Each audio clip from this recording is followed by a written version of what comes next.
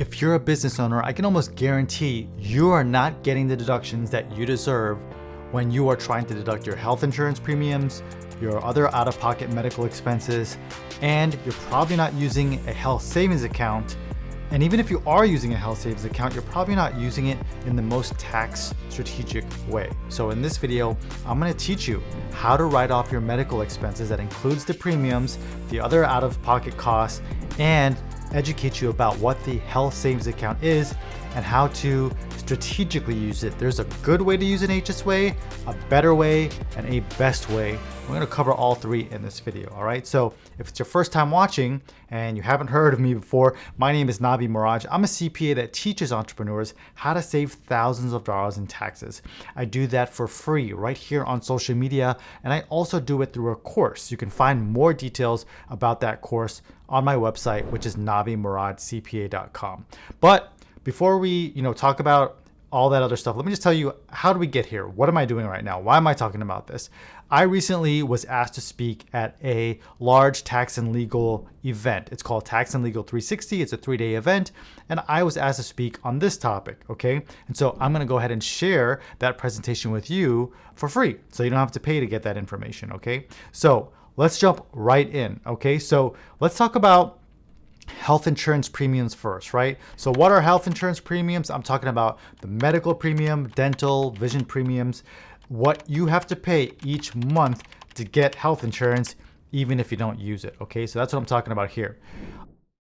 So let's read this statement together. Generally, if you're a small business owner, unless you or your spouse have access to an employer subsidized health insurance plan, you can receive an above the line deduction for your health insurance premiums. What does that mean, right? Okay, kind of wrote this in accounting speak because there were a lot of tax professionals at this Tax and Legal 360 event, but let me break it down for you, okay? So I'm saying if you're a small business owner and you or your spouse doesn't have access to a subsidized health insurance plan. So let's use an example. Let's say I'm a business owner, okay?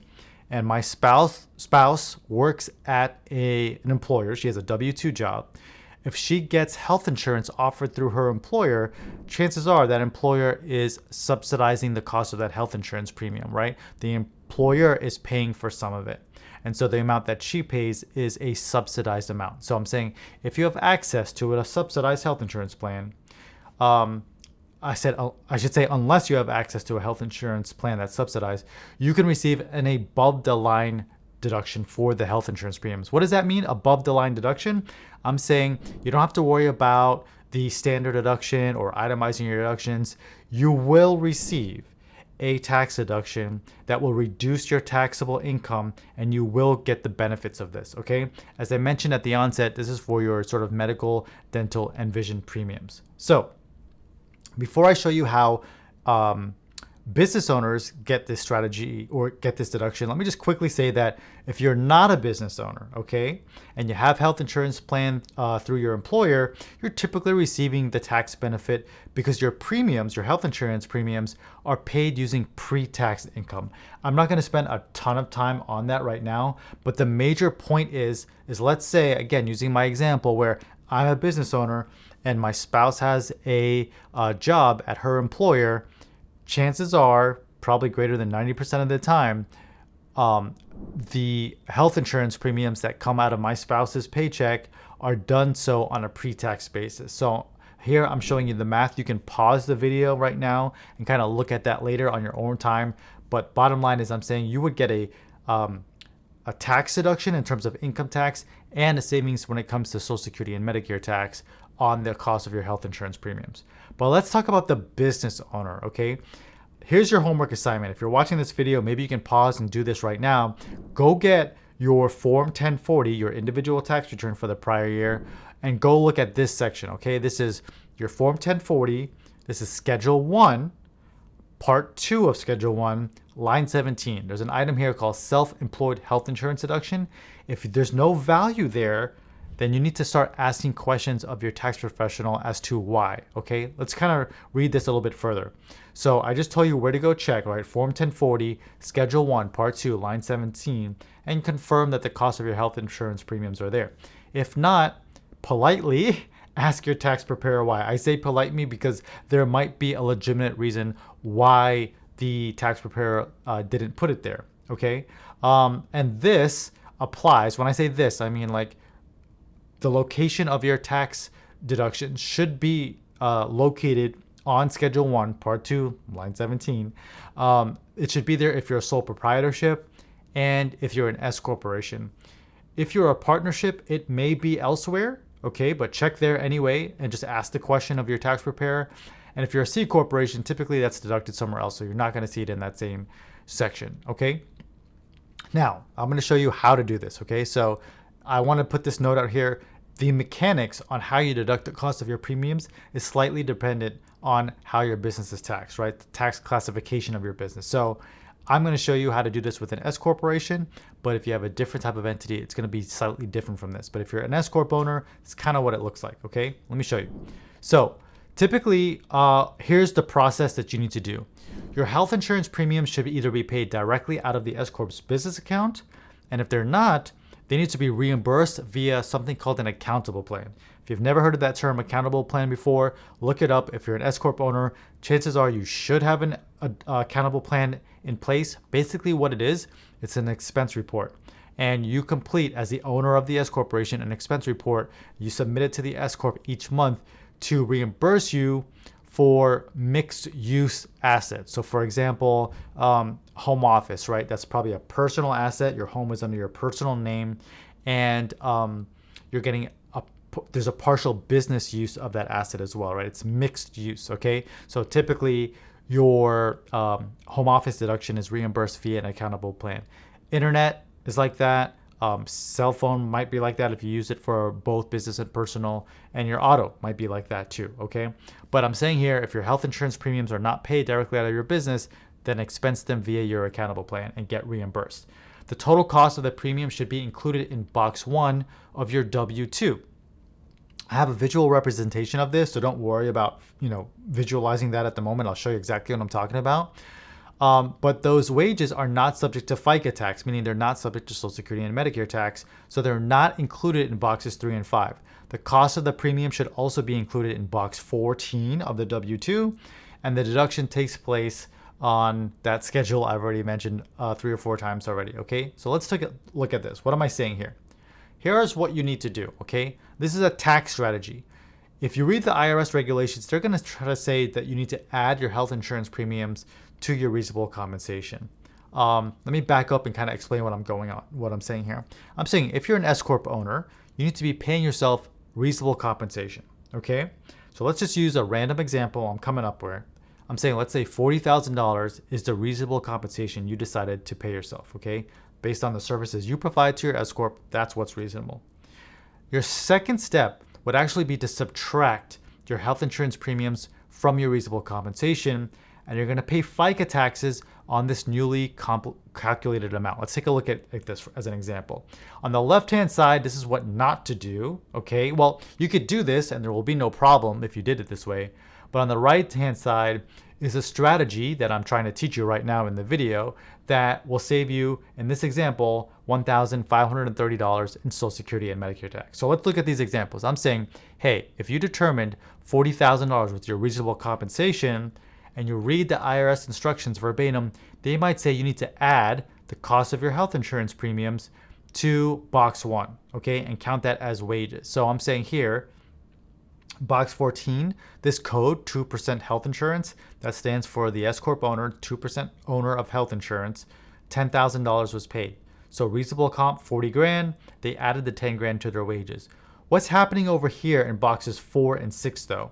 You are withholding Social Security and Medicare tax based on the amount on box 3 and box 5, all right? So this is 6.2% of 40 grand is this amount, and I believe it's 1.45% of 40 grand is this amount, the $580. Now remember, you're doing that for the employee. This is the employee's W-2. But if you're the S Corporation owner, then the employer, the S Corporation, is also paying Social Security and Medicare tax, okay? So you're actually paying this twice. You're paying it on the employee side and the employer side. On the right-hand side, I'm telling you how to do this strategically. So you determined that $40,000 was your reasonable compensation, right? We said that already at the beginning. What I'm saying is subtract the cost of the health insurance premiums. We're saying that's $10,000 from this 40 grand. You're going to run payroll for the $30,000 amount. This $10,000 is going to be sort of like other compensation to you. Okay. So what happens when you do it this way? Well, you only pay Social Security and Medicare taxes on the 30 grand, not the 40 grand. What is this saving you? $1,530 in Social Security and Medicare tax. And I'm going to show you an example here in a moment where it gets even better than this. It's even a larger tax deduction than this. Okay. Let's now move on to medical expenses. I just taught you how to save money in health insurance premiums. Well, but what about those medical expenses? Okay. What is a medical expense? This is the technical definition by the IRS, but I'm saying these are like your co-pays, right? Your deductibles, anything else that you might pay, your other out-of-pocket costs. So it's the cost of diagnosis, cure, mitigation, treatment, or prevention of disease, and for the purpose of affecting any part or function of the body. Okay, that's the IRS definition. This includes the cost of equipment, supplies, diagnostic devices, etc. There's an IRS publication written for the layman, right? It's not written for tax advisors per se, but written for you, the consumer. And here's the link to it here. But if you read that publication, it has all the things that you can really deduct as a medical expense. Here are some examples that you might not be thinking about, like acupuncture, going to the chiropractor, braces, eye care, eye surgery, like LASIK eye surgery, IVF, okay, procedures and operations that you might have to have, special equipment. Let's say you have a disability and so you need to get special equipment installed in a car or your home. Well, those can all be deductible. And if you read publication 502, you don't have to read the whole thing, but there's a handful of pages that tell you everything you can deduct there that qualifies as a medical expense. So what are your options to deduct all those medical expenses, right? Because, LASIK eye surgery and braces for your kids, these are expensive things. They're not cheap. And even if you don't have those expenses, even just paying prescriptions and other out-of-pocket medical expenses can add up very quickly. So what are your options when you're deducting medical expenses? Well, you have 4 options really as a business owner. You can itemize. You could try to get a deduction by itemizing. We'll talk about that in a second. You can use a flexible spending account. That's typically going to be provided to someone who's an employee somewhere. So if you're the business owner, your spouse might have a flexible spending account. You can use a health savings account, or you can use something called a health reimbursement arrangement. Let's talk about each one of these one by one, and then I'm going to take a deeper dive into the health savings account. Okay, so hold tight with me. Let me explain itemized and flexible spending account, and then we'll take a deep dive into the health savings account. I'll show you all the benefits related to health savings account. And then I'll touch on the health reimbursement arrangement too. Okay, itemize. I'm saying here you can only deduct expenses that exceed 7.5% of your adjusted gross income. If you are not sure what adjusted gross income is or AGI is, it's not exactly this math, but basically it's your taxable income, or basically it's kind of like your income, and you're allowed to subtract a couple things from your income, like maybe some self-employment taxes might be an adjustment to your income, or contributions to a traditional IRA might be another item that gets reduced from your income. But anyway, you can go and get your Form 1040 and look at page 1. It'll tell you exactly what your adjusted gross income is. So let's use an example here. For example, if your AGI is $100,000 and you've incurred $7,600 in out-of-pocket medical expenses, your medical itemized deduction would only be $100. Okay, so the math on that was 100 grand, right? That's your income, your AGI. You multiply that by 7.5%, so that's 7,500. Well, you had expenses of 7,600, so you get to deduct the difference. The difference between 7,600 and 7,500 is $100. Another way to think about this example is basically if you had medical expenses less than 7,500, you get 0 deduction. Okay. Now, even though $100 counts, this gets aggregated together with all your other items that could be itemized.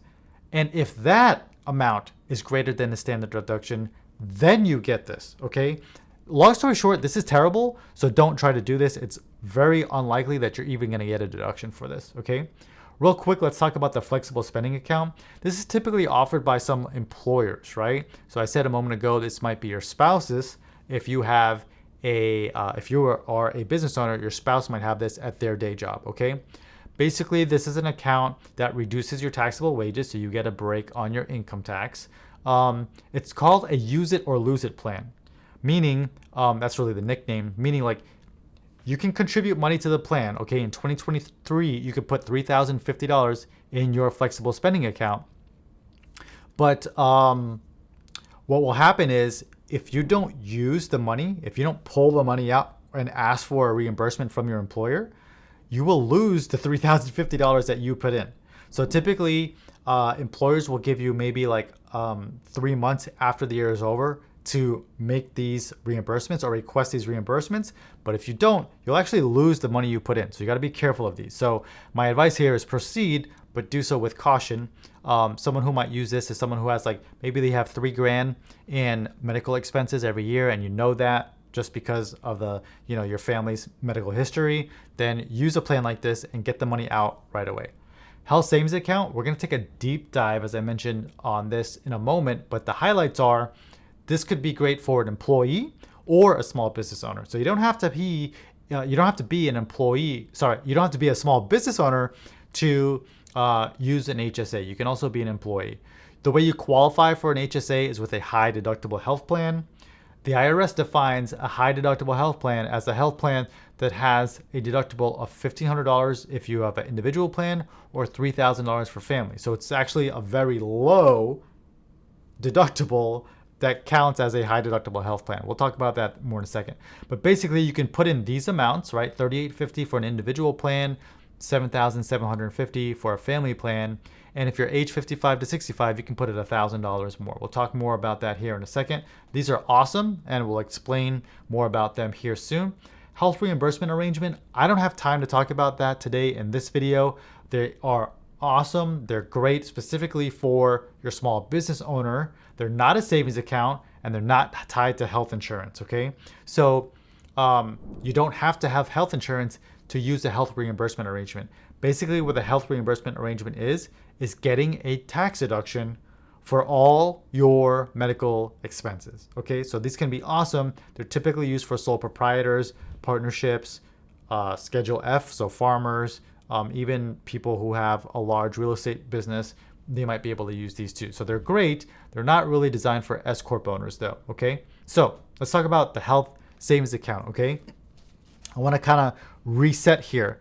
Health savings account, extremely powerful tax strategy. And so if you continue watching here, you're gonna learn a bunch about health savings account. So let's kind of dive in. So what the heck is an HSA, right? An HSA is a tax advantage account that can be used to pay for medical, dental, vision, and other qualified expenses now or later in life. Typically not medical insurance premiums. There are some exceptions to that, but I'm talking about everything else. Again, copays, deductibles, prescriptions, LASIK, anything you can imagine, anything that's kind of listed in publication 502, you can get a deduction for it. Now, it's sort of the trifecta, if you will, of tax deductions, meaning you get a tax deduction for just putting money in the HSA. Even if you don't have a medical expense later, by putting money in the HSA, you get a tax deduction for it. The money that you put in can grow for you. Instead of just leaving it in the account earning zero interest, you can invest that money, and that money will grow tax-free. And then once you reach a certain age, and we'll get to that here in a second, or I should say, you actually don't have an age restriction. So you can actually get tax-free withdrawals if you use it for medical expenses. So when you get that braces done or those LASIK surgery or you're paying for those prescriptions, you can pull the money out and you get the withdrawal tax-free. So again, it's the perfect tax strategy, a deduction on the way in and a deduction on the way out. That's typically not common. All right, what else? So here are the limits. I mentioned them earlier, but I'm going to give you a little pro tip here. So you can put in a individual HSA, $3,850, $7,750 for a family, and $1,000 catch up when you're between ages 55 and 65. But here's a tip for you. Once both spouses reach the age of 55, then I would recommend setting up individual accounts for both. That way, both spouses can make that $1,000 catch up contribution. So if you have a family plan and both spouses are above age 55, the max you can put in is $7,750 plus the $1,000, so $8,750. But if you have individual plans, you can put in $3,850 plus $1,000, and then another $3,850 plus $1,000. So basically $1,000 more in your HSA. Okay, how do you qualify for one of these accounts, right? You need to enroll in a high deductible health plan.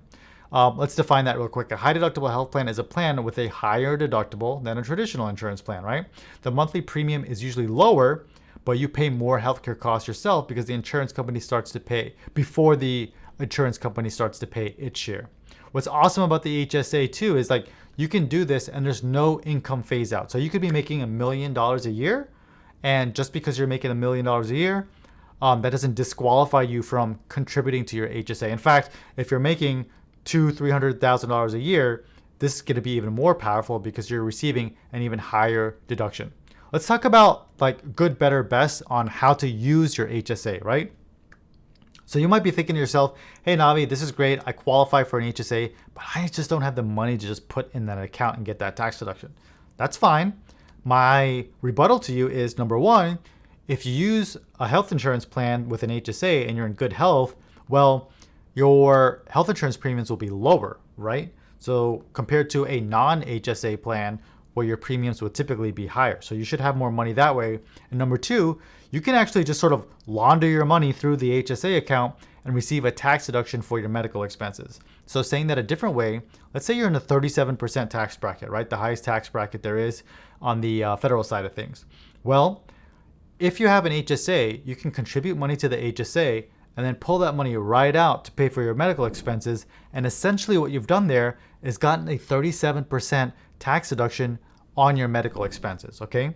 And by the way, this is just the good way to use it. Let me teach you like sort of the better way to use it. The better way is to invest those contributions in at least like a money market fund or other Wall Street products and let them grow. A moment ago, I said that you can put the money in there and just let it sit. Well, that's not very smart. You're gonna kind of lose that money due to inflation. So what you should do is actually put that in an account where you can actually invest the money. So companies like Fidelity have HSA accounts where you can kind of invest in your traditional sort of Wall Street type products like ETFs and things like that, okay?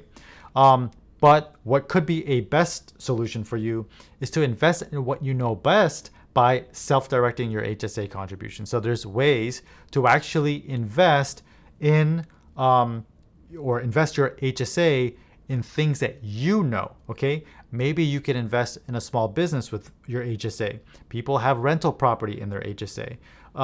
People have all types of investments in their HSA. So you can do many different things. You can even have crypto in your HSA if you wanted to, okay? So just know that that's an option out there. If you're interested in self-directing, you can shoot me an email. I'll kind of introduce you to a firm that can help you with that. Okay, let's look at this kind of cool feature. This is a timeline of events. It's mid-2023 right now when I'm recording this video. So I'm saying, let's say you establish a health savings account and you fund it with $100 in, let's say, August of 2023. Okay, cool. Then, the rest of 2023 goes by, 2024 goes by, 2025 goes by, and you incur medical expenses. Let's say you had that LASIK surgery or you went to the chiropractor, you had a bunch of prescription costs, but you just paid out of pocket for them, okay? Well, what you can do is you could then, in let's say 2026 or 2027, you can make a contribution at that time. Let's say by then you can contribute $87.50 for a family plan. Well, you can make a contribution in 2026 and then take a tax-free withdrawal for all those prior year expenses, okay? The only thing you need to do is just keep your receipts because you're gonna need to either show your receipt to the health savings account plan provider to get reimbursed or to the IRS in the event they had questions about it. So just keep those receipts. My recommendation would be to take a picture of those receipts, upload them to the cloud, and just forget about them, okay? What happens upon death?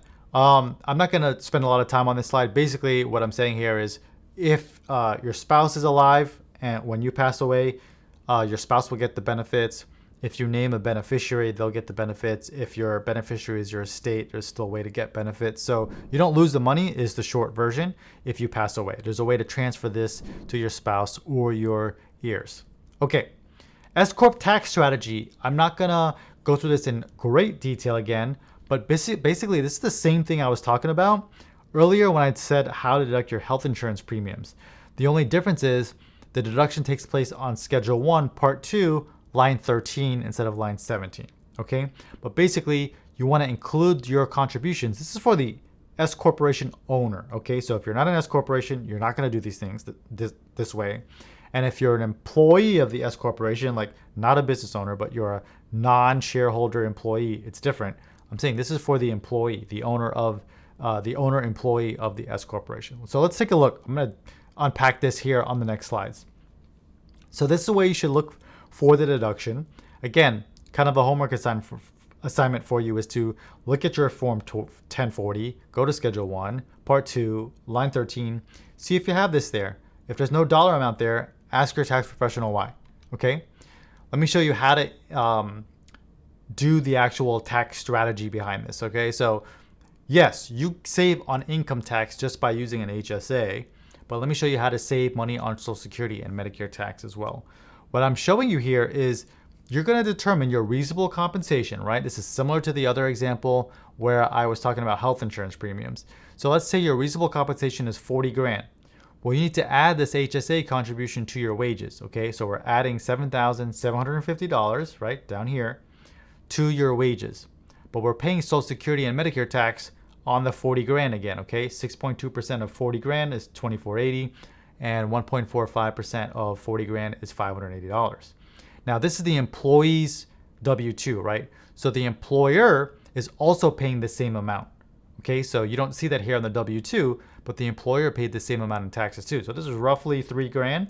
So you and the employer together are paying 6 grand in this situation on Social Security and Medicare taxes. What I'm doing over here on the right-hand side is deducting the cost of your health savings account contributions from your payroll, okay? So you're actually gonna run payroll for $32,250, and then you're gonna add to that the cost of your health savings account contribution. So 40 grand is the total amount, right? 32,250 plus the 7750 is 40 grand. So what's the big difference here? Navi, why are you making a big deal out of this? Well, I'm showing you this. You're now paying less Social Security and Medicare tax as a result, okay? So you're saving $593 in employee Social Security and Medicare tax, and that same amount in employer Social Security and Medicare tax. So your tax savings here is roughly $1,200, okay? So you're gonna get income tax savings and FICA tax savings, okay? If you combine these two strategies together, meaning if you use this for your health insurance premiums and your HSA contributions, this can save you almost 3 grand in taxes, okay? Because now we're doing 40 grand and adding $17,750 to that. This is the cost of your health insurance premiums and your HSA contribution, whereas over here, we're actually kind of subtracting it from the 40 grand. Again, 40 grand was the amount, the arbitrary amount we just used for this example to determine what your reasonable compensation is, all right? So I got a list of HSA pros, and it's actually 2 pages of pros, okay? So let me just run down them real quick. For the employee or the small business owner, so you don't have to be a business owner to use an HSA. You can deduct rather, regardless of what your income level is. So again, if you make $1 million, you can still contribute to an HSA. Your contributions grow tax-free, which is superior to growing tax-deferred. You actually don't need to have earned income in order to make a contribution. So you can make a contribution to your HSA even if you didn't have any earned income yourself. So a complete stranger could put money in your HSA if you wanted to. You receive a tax deduction just for contributing, okay? So you don't actually have to incur those medical expenses. Just by putting the money in, you get a tax deduction. It's not a use it or lose it plan like the flexible spending account. Don't mix up the FSA with the HSA. The HSA is superior. You get tax-free withdrawals for your copays, deductibles, and other out-of-pocket medical expenses. You can invest the money or self-direct it. You can transfer money from an old employer or custodian. So let's say you have an old HSA plan somewhere. You can actually transfer that somewhere else and start investing that money. Let's say you have an old plan with an old employer and they don't let you invest the money. Well, go ahead and transfer that over to another company that will. You can take distributions at any age. You don't have to wait, okay? So if you have those medical expenses, you don't have to wait till a certain age. More pros for the HSAs, right? Once account established, you can contribute until April 15th of the following year. So right now it's 2023. I can contribute to my HSA all the way up until April 15th of 2024. If you don't use for medical and withdraw the money for non-medical, then you just pay income tax. This is if you're age 65 or older. So basically what I'm saying here is this kind of turns into a traditional IRA. You got a deduction on the way in, the money grew, tax deferred in this example, and if you pull the money out at age 65 or older, you'll just pay income tax. What I'm trying to say here is there's no 20% penalty for pulling the money out for non-medical purposes once you reach the age of 65 or older. You can take a distribution this year to reimburse expenses incurred in the prior year, right? Just be sure your HSA has been established. I showed you that on the timeline of events earlier. It can be used for some health insurance premiums such as COBRA, Medicare, long-term care premiums while receiving unemployment benefits. So typically you can't use an HSA for health insurance premiums, but these are the exceptions. All right, let's kind of cover like 4 drawbacks, and that is the high deductible health plan usually means more out-of-pocket costs until your insurance kicks in, right? Hence the name high deductible. There's a higher deductible before your insurance starts covering costs, so that's kind of a drawback. Non-qualified distribution prior to age 65. By non-qualified, I'm saying a distribution that you took money out of the account for a non-medical reason. So if you do that prior to age 65, it results in a 20% penalty. You got to keep receipts, right? If you want to use any of these strategies though, any tax strategy, you got to have the record keeping and the bookkeeping for it. And I don't think of this as a drawback, but you got to stop contributing at age 65. But the money can keep growing. You don't have to like cancel the HSA and pull all the money out. You just have to stop contributing at age 65. All right, so that was it. I know it was a lot, but those are the powerful benefits of a health savings account. And hopefully after watching this video, you learned how to deduct your health insurance premiums and do so in a more strategic way to where you can get some Social Security and Medicare tax savings. And you also learned all about the health savings account. So if you have any questions, you let me know in the comments below. Do me a favor, like and subscribe this video. And again, I teach this not only on social media for free, but through a course where you can learn a lot more because I have more time with you. Thanks so much for watching, and I'll see you either in the next video or in the course.